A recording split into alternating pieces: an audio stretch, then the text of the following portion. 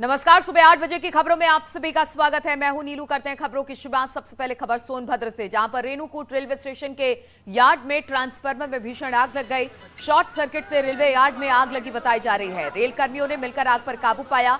आग में ट्रांसफार्मर पूरी तरह से जलकर राख हो गया। तो तस्वीरें हम आपको दिखा रहे हैं सोनभद्र की, जहां पर एक ट्रांसफार्मर में शॉर्ट सर्किट की वजह से भीषण आग लग गई। शॉर्ट सर्किट से रेलवे यार्ड में ये आग लगी बताई जा रही है। बाद में रेल कर्मियों ने मिलकर आग पर काबू पाया, लेकिन तब तक ट्रांसफार्मर पूरी तरह से जलकर राख हो गया था। तो रेलवे स्टेशन पर ट्रांसफार्मर था जिसमें शॉर्ट सर्किट की वजह से आग लगी। हालांकि जब तक इस पर आग पर काबू पाया जाता तब तक ट्रांसफार्मर पूरी तरह से जलकर खाक हो चुका था।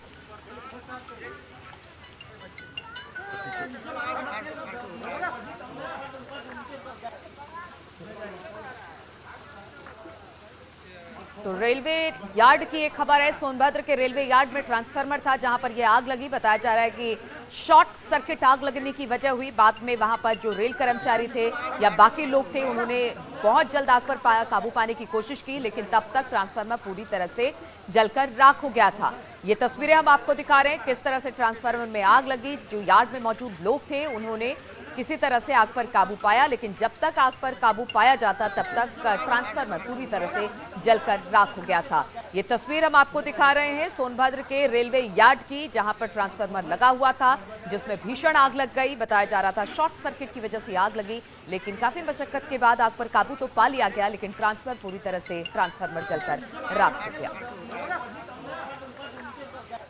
और औरैया से खबर है, जहां पर एक गांव में भीषण आग लग गई। आग की चपेट में आने से लोगों के घरों में रखे गेहूं, भूसे और उपले जलकर राख हो गए। ग्रामीणों ने अपने स्तर पर आग बुझाने की कोशिश की, लेकिन वो नाकाम रहे। सूचना मिलने पर मौके पर पहुंची 2 फायर ब्रिगेड की गाड़ी ने मशक्कत के बाद आग पर काबू पाया। भाग्यनगर ब्लॉक के चमरौआ गांव की यह घटना बताई जा रही है, जहां पर भीषण आग लगी जिसमें लाखों का सामान जलकर खाक हो गया। बताया जा रहा है कि आग के चपेट में आने से लोगों के घरों में रखे जो गेहूं थे, भूसे थे, उपले थे, वो पूरी तरह से जलकर राख हो गए। ग्रामीणों ने अपने स्तर पर किसी तरह से कोशिश की कि आग बुझा ली जाए, लेकिन वो नाकाम रहे। इसके बाद मौके पर फायर ब्रिगेड की टीम पहुंची। 2 फायर ब्रिगेड की गाड़ी ने काफी मशक्कत के बाद आग पर काबू पाया, लेकिन तब तक काफी सामान का नुकसान इस आग से हो चुका था। तस्वीरें हम आपको दिखा रहे हैं और गया कि जहां पर एक आग ने कई घरों को जला दिया, वहां पर रखे सामान जल गए, गेहूं, उपले, जो भी घर का जरूरी सामान था। कोशिश तो यही की गई ग्रामीणों की तरफ से किसी तरह से आग पर काबू पा लिया जाए, लेकिन जब आग नहीं बुझ सकी तो फायर ब्रिगेड को इन्फॉर्म किया गया। फिर काफी मशक्कत के बाद आग पर काबू पाया जा सका, लेकिन तब तक काफी सामान का नुकसान हो चुका था। और कुशीनगर में गंडक नदी के बीच में सभी लोग जो फंसे थे उनको बाहर निकाल लिया गया। एनडीआरएफ की टीम ने कड़ी मशक्कत के बाद इन लोगों को बाहर निकाला। देर रात राहत बचाव कार्य वहां पर किया गया। डीएम और एसपी मौके पर बचाव कार्य की निगरानी कर रहे थे। नाव पर 40 लोग सवार थे। बताया जा रहा है कि डीजल खत्म होने के चलते नाव नदी में फंस गई थी और पूरी रात रेस्क्यू के बाद अब सभी के सभी 40 लोगों को सकुशल बाहर निकाल लिया गया है। एनडीआरएफ की टीम कड़ी मशक्कत के बाद इन लोगों को बाहर निकाल पाई। देर रात राहत बचाव कार्य चलता रहा और इस दौरान मौके पर डीएम और एसपी भी मौके पर मौजूद रहे, बचाव कार्य की निगरानी करते रहे। नाव में कुल हम आपको बता दें 40 लोग सवार थे। डीजल खत्म होने की वजह से नाव बीच नदी में फंस गई थी।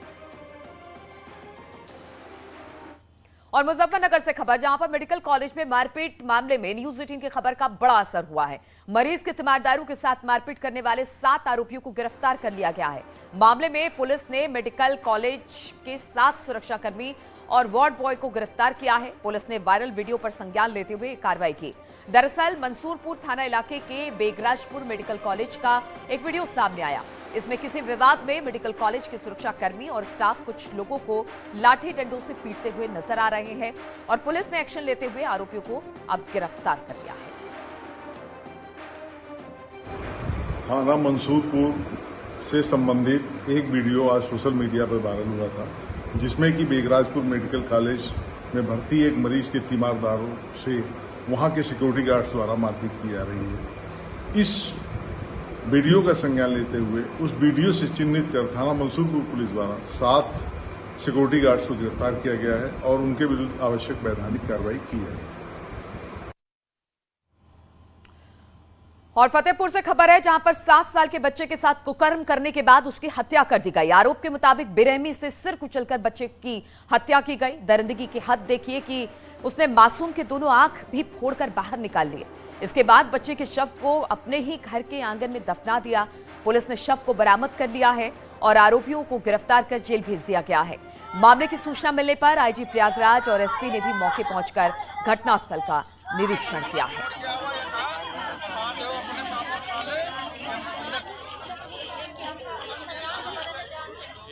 अजय सिंह के एक 7 वर्षीय पुत्र के साथ दुष्कर्म करके और उसकी हत्या कर दी गई है। आरोपी को पकड़ लिया गया है। कोशिश होगी कि इसके विरुद्ध जो भी साक्ष्य हो एकत्र करके इसको बड़ी से बड़ी सजा दिलाई जाए। और रायबरेली से खबर जहां पर गाड़ी पर डंपर पलटने से 5 लोगों की मौत हो गई, जिसमें 2 महिला और 2 बच्चे शामिल हैं। गाड़ी में 2 परिवारों के 8 लोग सवार थे जो रेस्टोरेंट से डिनर कर लौट रहे थे। मुंशीगंज बाईपास पर आगे चल रहे डंपर को जैसे ही गाड़ी ने ओवरटेक करने की कोशिश की तभी डंपर का टायर फट गया और राख लदा डंपर पलट गया। इससे कार के अंदर सभी लोग दब गए, जिसमें से 5 की मौके पर ही मौत हो गई। वहीं एक बच्चे को मामूली चोट आई है, जबकि 2 बच्चे पूरी तरह से सुरक्षित बताए जा रहे हैं। तो किस तरह से ये सड़क हादसा हुआ, पहले तो डंपर का टायर फटा और इसके बाद ये कार सवार पर जो लोग थे उस पर जाके गिरी, जिसमें 5 लोगों की मौके पर ही मौत हो गई। हालांकि 3 बच्चे इसमें सुरक्षित बाहर निकाल लिए गए हैं। हमारे जो जिला संरक्षक महेंद्र अग्रवाल जी, उनके पुत्र राकेश अग्रवाल, उनकी बहू सोनम अग्रवाल, उनके दोनों बच्चे और समाज सेवी राधा राम अग्रवाल हैं, उनका बेटा रचित और उनकी बहू और उनके दोनों बच्चे, ये उसके बर्थडे थे क्या आते हैं तो उसी के लिए भोजन करने लोग निकले थे बाबा ढाबा मुंशीगंज के पास। वहाँ से वापस आ रहे थे क्या आते हैं तो उसी समय क्या आते हैं एक लोडर जो क्रॉस कर रहा था राख का, वो उसकी गाड़ी के ऊपर पलट गया, जिसमें 5 लोग की कैजुअल्टी हुई है। हमारे महेंद्र अग्रवाल के पुत्र क्या आते हैं राकेश अग्रवाल, उनकी बहू सोनम अग्रवाल की कैजुअल्टी हो चुकी है क्या आते हैं, साथ में रचित अग्रवाल की बीबी रुचिका और उनके दोनों बच्चों की डेथ तुरंत हो गई। सामने ही 5 मृत अवस्था में 5 व्यक्ति लाए गए, जिनके रेयांश, राकेश अग्रवाल, सोनम अग्रवाल, रईसा और रुचिका अग्रवाल। ये ऐसा लगता है कि सब एक ही परिवार के लोग हैं। और खबर गाजीपुर से है जहां पर पुलिस और बदमाशों के बीच मुठभेड़ हो गई। इसमें एक बदमाश के पैर में गोली लगी, वो घायल हुआ। पुलिस ने घायल बदमाश और उसके साथी को गिरफ्तार कर लिया। दोनों बदमाशों पर बैंक लॉकर चोरी करने का आरोप है। पकड़े गए बदमाश आलम शेख और ताहिर शेख झारखंड के रहने वाले बताए जा रहे हैं। सैदपुर थाना क्षेत्र के देहरा कला रेलवे क्रॉसिंग पर यह मुठभेड़ हुई है, जिसमें एक बदमाश के पैर में गोली लगी है और फिलहाल 2 बदमाश पुलिस की गिरफ्त में है।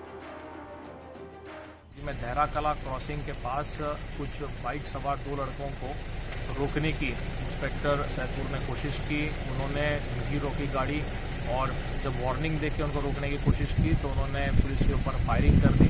थोड़ा आगे जाने के बाद जब पुलिस ने उनको चेज न किया, उसमें से एक व्यक्ति ने पुलिस के ऊपर लगातार फायरिंग की। उसको जवाबी कार्रवाई में उसके पैर पे जो है वो गोली लगी है। उसको बेसिक उपचार के लिए पीएचसी सैदपुर भेजा गया है।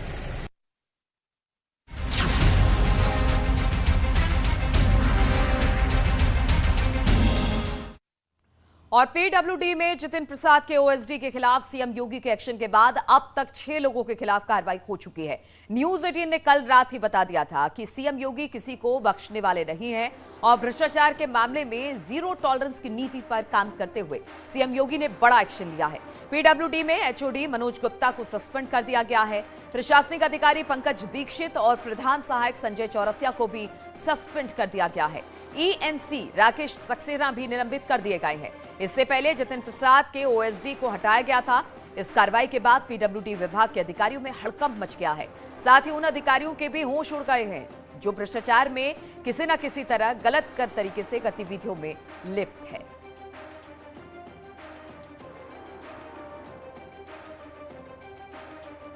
तो अब तक 6 अधिकारियों पर पीडब्ल्यूडी के गाज गिरी है। पीडब्ल्यूडी में लगातार तबादला हुआ है। जतिन प्रसाद के ओएसडी पहले ही उन पर कार्रवाई हो चुकी थी और अब एक के बाद कई प्रशासनिक अधिकारी सस्पेंड हुए हैं, जिसमें पंकज दीक्षित का नाम भी सामने आ रहा है। इसके अलावा संजय चौरसिया भी सस्पेंड किए गए हैं। प्रधान सहायक के पद पर पीडब्ल्यूडी में ये कार्यरत थे। इसके अलावा ईएनसी राकेश सक्सेना भी निलंबित कर दिए गए हैं।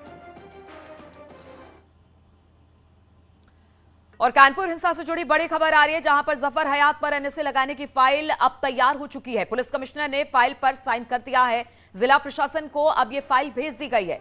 हिंसा का मास्टरमाइंड बताया जा रहा है जफर हयात, जिस पर अब कार्रवाई की तैयारी पूरी कर ली गई है। बड़ी खबर हम आपको बता रहे हैं, एनएसए लगाने की फाइल तैयार हो चुकी है। पुलिस कमिश्नर ने इस पर साइन भी कर दिया है और जिला प्रशासन को अब ये फाइल आगे भेज दी गई है। हिंसा का मास्टरमाइंड बताया जा रहा है जफर हयात, जिस पर लगातार कार्रवाई करती पहले भी दिखाई दी पुलिस, लेकिन अब एनएसए लगाने के लिए जो फाइल तैयार करनी होती है उसे तैयार कर लिया गया है। पुलिस कमिश्नर की तरफ से उस पर हस्ताक्षर कर दिए गए हैं और बहुत जल्द अब जफर हयात पर गैंगस्टर एक्ट लगाया जाएगा। और कानपुर से बड़ी खबर लेते हैं, जहां पर इरफान सोलंकी के भाई भाभी की अग्रिम जमानत याचिका खारिज कर दी गई है। दहेज उत्पीड़न मारपीट की अर्जी दर्ज की गई थी, इस पर एफआईआर थी। जिला जज 18 ने जमानत याचिका खारिज कर दी है। अबरीन फातिमा ने दर्ज कराया था केस। कानपुर के चकेरी थाने में मुकदमा दर्ज किया गया था। एसपी विधायक है इरफान सोलंकी और अब उनकी जमानत अग्रिम जमानत याचिका खारिज कर दी है कोर्ट ने।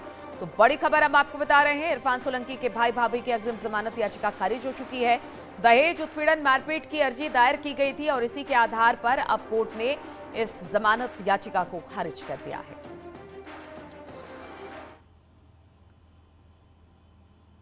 और लुलु मॉल में नमाज पढ़ने पर बड़ा खुलासा हुआ है। 4 आरोपियों की गिरफ्तारी के बाद नमाज पढ़ने के पीछे की कहानी सामने आई। शुरुआती पूछताछ में किसी तरह की साजिश की बात सामने नहीं आई थी, लेकिन अब जब न्यूज 18 ने एक आरोपी से नमाज के बारे में पूछा तो उसने अपनी गलती मानी। एक आरोपी ने माना कि उसने गलती हो गई। आरोपी नोमान ने कहा कि उसने सही दिशा में नमाज पढ़ी थी। बता दें कि 12 जुलाई को मॉल के 2nd फ्लोर पर नमाज पढ़ी गई, जबकि 13 जुलाई को इसका वीडियो सोशल मीडिया पर वायरल हुआ। इसके बाद हिंदूवादी संगठनों ने प्रदर्शन भी किया था। करके आए थे नमाज पढ़ने, ये गलती हुई थी? नहीं, गलती हो गई थी। आपको सही दिशा में पढ़ रहे थे नमाज आप? जी। आप किसी संगठन से जुड़े हुए आप? क्या आप लोग प्लान करके आए थे नमाज पढ़ने, ये गलती हुई थी? नहीं, गलती हो गई थी। आपको सही दिशा में पढ़ रहे थे नमाज आप? जी। आप किसी संगठन से जुड़े हुए आप? वहीं जूना अखाड़े के महामंडलेश्वर यति नरसिंहानंद ने लुलु मॉल को लेकर बयान दिया है। उन्होंने मामले में विदेशी फंडिंग होने का भी आरोप लगाया है। ये लुलु मॉल जो है ये वास्तव में जिहादियों का अड्डा है और इसे खत्म होना चाहिए। इस तरह का जो हम विदेशों से पैसा आकर हमारे देश में जो इन्वेस्टमेंट हो रही है ये बहुत जल्दी पूरे देश को विनाश की तरफ धकेलेगी। और आतंकवादियों का एजेंट है, उसके खातों की जांच होनी चाहिए। विदेशों का बहुत बड़ा पैसा इस लुलु मॉल में लगा है। और अग्निपथ योजना के खिलाफ दाखिल याचिका पर दिल्ली हाईकोर्ट आज सुनवाई करेगा। मंगलवार को सुप्रीम कोर्ट ने अग्निपथ योजना से जुड़े देश के तमाम हाईकोर्ट में दाखिल मामले को दिल्ली हाईकोर्ट में ट्रांसफर कर दिया था और सुप्रीम कोर्ट ने दिल्ली हाईकोर्ट से कहा था कि वो लंबित और ट्रांसफर की गई सभी जनहित याचिकाओं पर जल्द से जल्द सुनवाई करे और आज दिल्ली हाईकोर्ट में इसी पर सुनवाई होनी है। तो आज दिल्ली हाईकोर्ट में सभी याचिकाओं पर सुनवाई होनी है। मामला सुप्रीम कोर्ट में था, सुप्रीम कोर्ट ने दिल्ली हाईकोर्ट सभी केस को ट्रांसफर किया है और आज इस पर सुनवाई होगी अग्निपथ मामले को लेकर। वहीं अग्निपथ योजना पर फिर विवाद उठ खड़ा हुआ है। पहले अग्निवीरों के कार्यकाल को लेकर बवाल मचा और अब जाति को लेकर अग्निवीर योजना पर जाति वाली राजनीति आम आदमी पार्टी के सांसद संजय सिंह के ट्वीट से शुरू हुई, जिसमें लिखा गया कि मोदी सरकार दलित पिछड़े आदिवासी वर्ग को सेना के काबिल नहीं मानती। उन्होंने लिखा कि भारत के इतिहास में पहली बार सेना भर्ती में जाति पूछी जा रही है। संजय सिंह ने ट्वीट के साथ एक डॉक्यूमेंट भी शेयर किया, जिसके मुताबिक सेना भर्ती के लिए कास्ट सर्टिफिकेट मांगा गया। आप अपनी टीवी स्क्रीन पर जो पेपर देख रहे हैं उसे आम आदमी पार्टी के राज्यसभा सांसद संजय सिंह ने शेयर किया है। इस मुद्दे पर बहस बढ़ी है तो संसद में हंगामा मच गया। संसद में जवाब देते हुए रक्षा मंत्री राजनाथ सिंह ने ऐसी तमाम आकांक्षाओं को आशंकाओं को खारिज कर दिया है। मैं ये स्पष्ट कर देना चाहता हूं कि यह पूरी तरह अफवाह है। जो पहले व्यवस्था थी, माने आज़ादी के पहले से वही व्यवस्था अब तक भी चली आ रही है, उसमें कहीं पर कोई परिवर्तन नहीं हुआ है। तो अग्निपथ योजना को लेकर तमाम तरह के बयान भी अब सामने आए हैं। जरा सुनिए विपक्षी दलों ने इस पर क्या बयान दिया। ये सबका साथ सबका विकास, जात धर्म से ऊपर उठ करके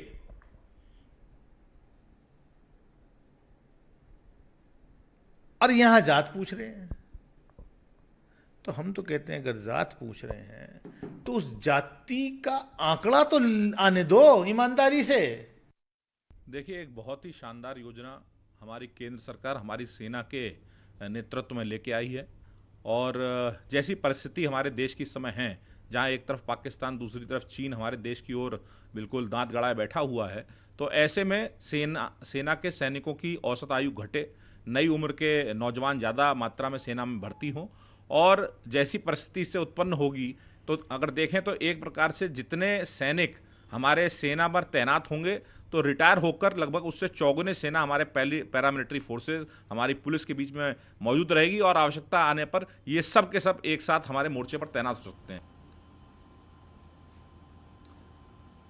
और सीतापुर में सब्जी व्यापारी से लूट की खबर सामने आ रही है। बड़ी खबर आ रही है, यहां पर बाइक सवार बदमाशों ने लूट की वारदात को अंजाम दिया है। 1 लाख रुपए लूटकर बदमाश फरार हो गए हैं। मौके पर फोर्स के साथ इस वक्त सीओ शहर कोतवाल पहुंचे हैं और पूरी तरह से इस पूरे मामले की छानबीन कर रहे हैं। तो बताया जा रहा है कुछ बाइक सवार बदमाश लूटपाट की घटना को अंजाम दिया है। सीतापुर में सब्जी व्यापारी से लूटपाट की घटना को अंजाम दिया गया, जिसमें 1 लाख रुपए लूटकर बदमाश फरार हो गए हैं।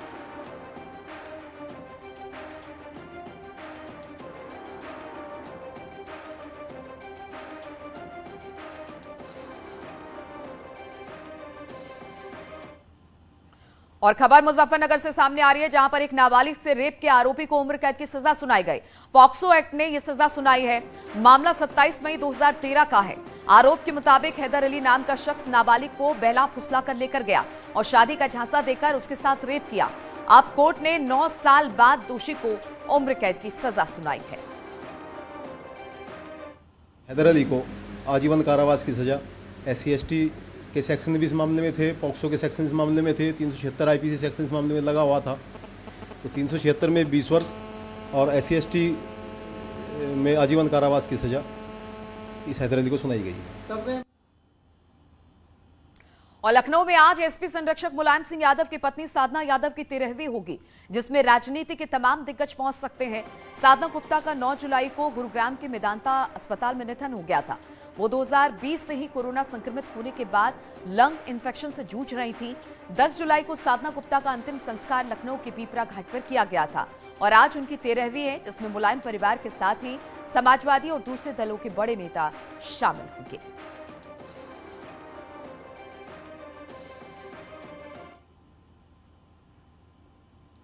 और रुकेंगे यहाँ पर छोटे से ब्रेक के लिए, जल्द हाजिर होंगे।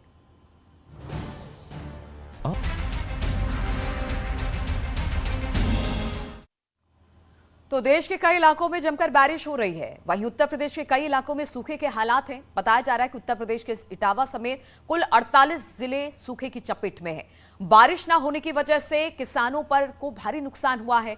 इटावा के जिला कृषि अधिकारी कुलदीप राणा ने बताया कि राज्य सरकार का कृषि विभाग बीमा योजना का लाभ किसानों को देने के लिए आवेदन फॉर्म भरवाने में जुट गया है।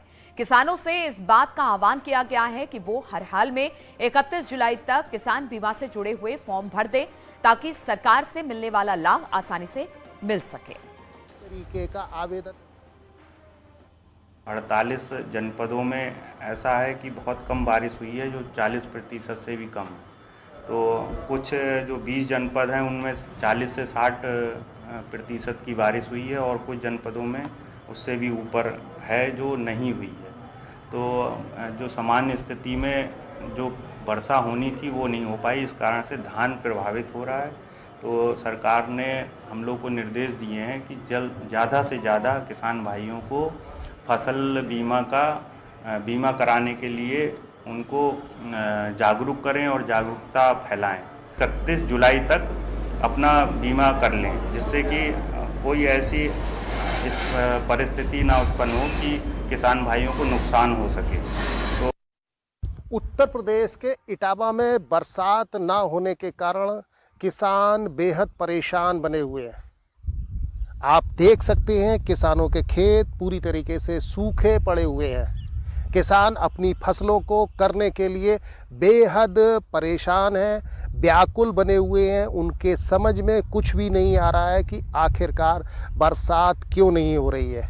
और इसी वजह से उत्तर प्रदेश के कृषि विभाग ने इस तरीके के आदेश जारी किए हैं कि जिन जिन जिलों में बरसात नहीं हो रही है उन जिलों के किसानों से एक इस तरीके का आवेदन फार्म भरवाया जाए जिसके जरिए उनको किसान बीमा के तौर पर सहायता प्रदान की जाए।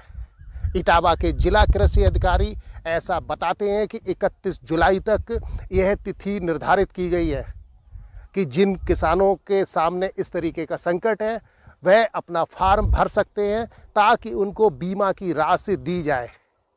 कृषि अधिकारी ऐसा भी मान करके चलते हैं कि उत्तर प्रदेश के 48 जो ज़िले हैं वो कहीं ना कहीं सूखे की जद में समाते हुए चले जा रहे हैं। हालांकि अभी राज्य सरकार ने सूखे का ऐलान नहीं किया है, लेकिन संकेत ऐसे महसूस हो रहे हैं कि जिससे ऐसा लगता है कि उत्तर प्रदेश के 48 ज़िले सूखे की जद में करीब करीब आ चुके हैं। कैमरामैन रजत सिंह के साथ दिनेश शाक्य, न्यूज़ 18 इटावा। तो इन्हीं तमाम खबरों के साथ इस बुलेटिन में फिलहाल इतना ही। रुकेंगे छोटे से ब्रेक के लिए, लेकिन ब्रेक के बाद भी लगातार खबरों का सिलसिला यहाँ जारी है।